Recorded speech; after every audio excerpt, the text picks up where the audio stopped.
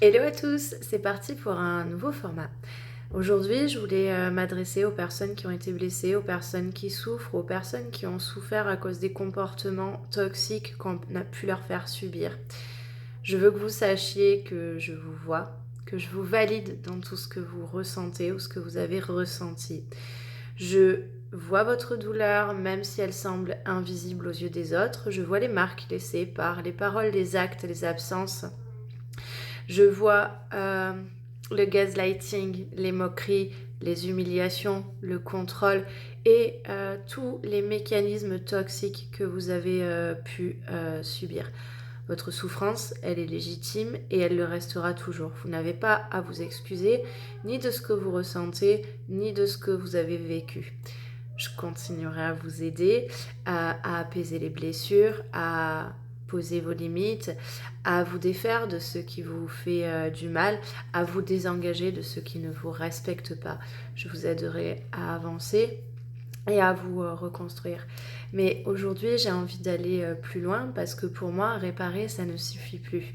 On apprend tout le temps aux victimes à se réparer, à avoir des comportements pour lâcher prise et pour pouvoir avancer.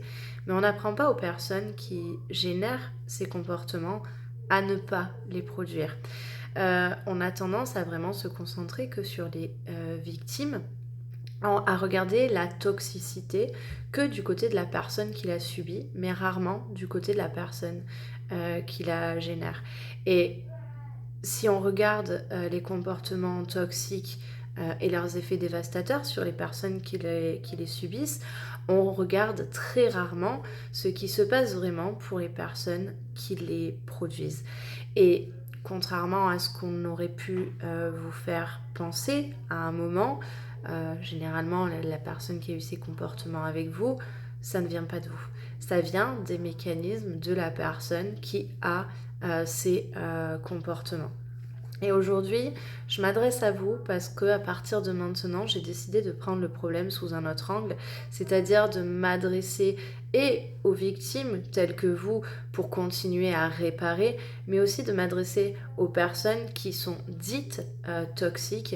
Moi, je préfère parler de comportements toxiques parce que au lieu de réparer aujourd'hui, j'ai envie de prévenir et de pouvoir démonter le mécanisme à la racine pour que tout simplement ces mécanismes s'arrêtent. Alors bien évidemment, on le sait tous que ça a un petit côté utopique parce que il y a des personnes qui ne changeront jamais. Je ne m'adresse pas aux personnes que j'identifie comme étant des causes perdues. Celles-ci ne m'intéressent absolument pas et je continuerai à défendre leurs victimes et à les aider à se reconstruire. Mais les personnes dites toxiques, qui ont des comportements toxiques et qui ne sont pas des causes perdues, sont énormes, très nombreuses, je veux dire plutôt, non, elles ne sont pas énormes. Grossophobie, on va m'attaquer. Non, elles sont, leur nombre est énorme, c'est-à-dire qu'aujourd'hui elles sont identifiées de pervers narcissiques, elles sont identifiées de toxiques alors que leurs comportements sont toxiques. Et aujourd'hui, c'est un travail que je fais déjà en séance avec de nombreuses personnes. C'est notamment lorsque l'on traverse ces ombres, on a tendance à observer, à comprendre nos mécanismes et donc aussi nos comportements qui peuvent être toxiques. Au-delà de ça, aujourd'hui, j'ai envie de le faire vraiment de manière beaucoup plus claire, beaucoup plus directe aussi, c'est-à-dire de m'adresser aux personnes qui ont ces comportements toxiques, qui savent qu'elles ont ces comportements toxiques ou qui se demandent parfois si elles n'ont pas des comportements toxiques parce que plusieurs fois on leur en a peut-être parlé, on a peut-être essayé de leur dire dans des moments difficiles, écoute, ton comportement ne va pas. Aujourd'hui, je veux m'adresser à ces personnes parce que derrière ces comportements, bien souvent, il y a des émotions qui ne sont pas régulées. Il y a des schémas appris, des conditionnements, des croyances limitantes, des blessures et encore bien d'autres choses. Bien évidemment, prendre le problème à sa racine pour pouvoir un jour peut-être le faire disparaître, c'est dédiaboliser la toxicité. C'est aussi l'appeler peut-être autrement, c'est la démonter complètement pour montrer tout ce qui se cache derrière.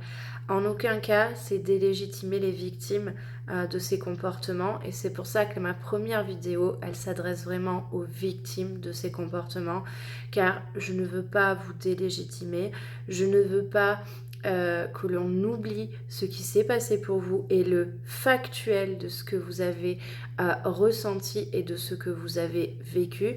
Et c'est justement parce que j'en ai marre de devoir aller toujours vers la réparation des personnes que j'essaye d'aborder le problème sous un autre angle.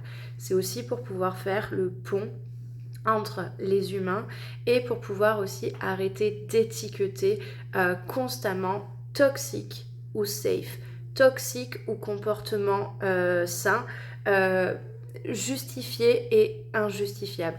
Bien évidemment, toutes les émotions sont entendables, pas tous les comportements le sont. Ça peut être difficile au premier abord de se remettre en question pour aller essayer de ne plus faire ce que l'on fait parfois comme un automatisme.